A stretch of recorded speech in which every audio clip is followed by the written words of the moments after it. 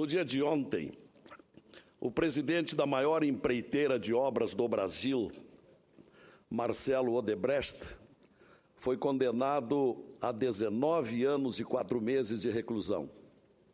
No primeiro processo concluído, dos vários a que responde. Sentença proferida pelo juiz federal Sérgio Moro, do Paraná. Os crimes cometidos nesse primeiro processo pelo herdeiro do Grupo Odebrecht foram corrupção, lavagem de dinheiro e organização criminosa. Além dele, outros 3 executivos da empresa foram julgados culpados e condenados. Como se recorda, o poderoso empresário está preso desde junho do ano passado, quando foi alvo da Operação Lava Jato. Segundo a sentença, Marcelo Odebrecht foi condenado por firmar contratos superfaturados que somaram 12 bilhões e 600 milhões de reais nas obras de construção do Complexo Petroquímico do Rio de Janeiro, da refinaria Abreu e Lima, em Pernambuco, e da refinaria Getúlio Vargas, no Paraná. Obras constantes do PAC, Programa de Aceleração do Crescimento. No que se refere à corrupção, a sentença esclarece que a Odebrecht pagou propina a ex-dirigentes da Petrobras, ao PT, ao PP e ao PMDB. Partidos que, conforme o relatório da sentença, lotearam as diretorias do Serviço de Abastecimento da estatal. Na decisão judicial constam figuras contumazes nos noticiários policiais, como recebedores das propinas. Os ex-diretores da Petrobras, Paulo Roberto Costa, condenado já há bastante tempo, Renato Duque, também já condenado, Pedro Barusco, também condenado há mais tempo, além do reincidente Nestor Cerveró. Paulo Roberto Costa e Pedro Barusco, em delações premiadas, já haviam admitido o recebimento de suborno em contas no exterior como opção para redução de penas. Ninguém ignora, pelo amplo noticiário nos 2 anos da Operação Lava Jato, que Marcelo Odebrecht era grande amigo de Luiz Inácio Lula da Silva, frequente companheiro de viagens para ofertas de empreitadas em países amigos e financiamentos com juros camaradas pelo BNDES.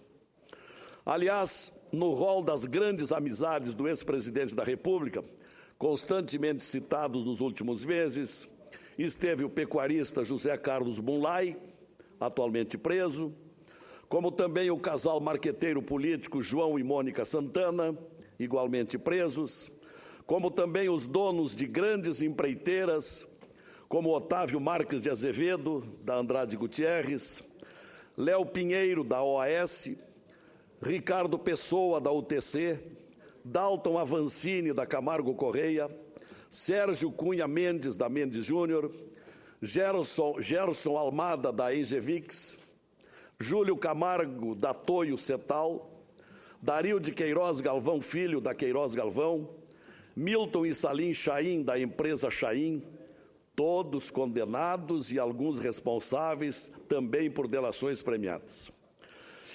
No mesmo tom e mesmo rol tem aparecido o tesoureiro do PT, João Vacari Neto, também condenado.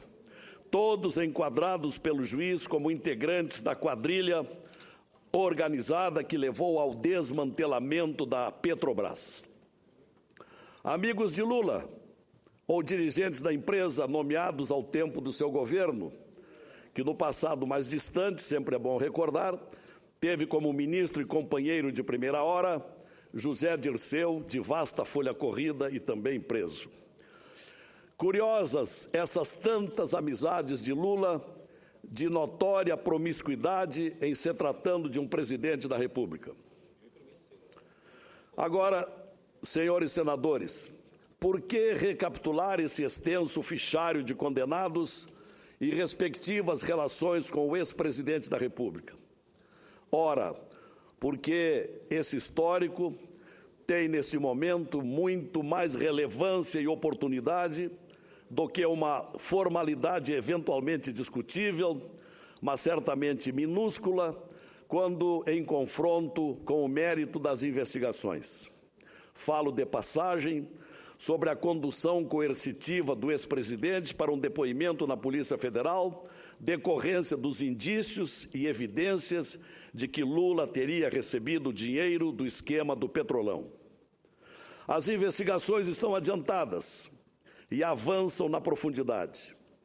Nesta diversificação de investigações estão a reforma do apartamento triplex no Guarujá, o sítio em Atibaia, as entregas de imóveis de luxo nas duas propriedades, o armazenamento de bens por uma empresa de transportes, a moradia graciosa, oferta de um amigo em São Bernardo, as doações milionárias recebidas pelo Instituto Lula, a empresa para receber dinheiro de palestras vendidas a alto custo, sem saber-se, no entanto, para quem, e até mesmo se verdadeiras, mas que teriam rendido cerca de 30 milhões de reais, conforme dados fornecidos pelos procuradores da República. Apesar de tamanha fortuna, tudo tem feito parecer que Lula não compra nada. Tudo recebe de forma generosa e gratuita. Diante desse quadro de tantas suspeitas, disse bem o juiz Sérgio Moro, quando assinalou que Lula não está imune às investigações, ao decretar a condução coercitiva do fundador do PT. Aliás, Lula fundou e tudo tem feito para afundar o partido que criou. Insistir num falso debate nesta hora, em torno da controvérsia sobre as circunstâncias da condução coercitiva, é tergiversar. Discutir o secundário em detrimento do principal. Oportuno também lembrar que na Operação Lava Jato, em suas 24 fases, desde março de 2014, já aconteceram 117 mandados de condução coercitiva determinados pelo juiz da 13ª Vara Federal de Curitiba.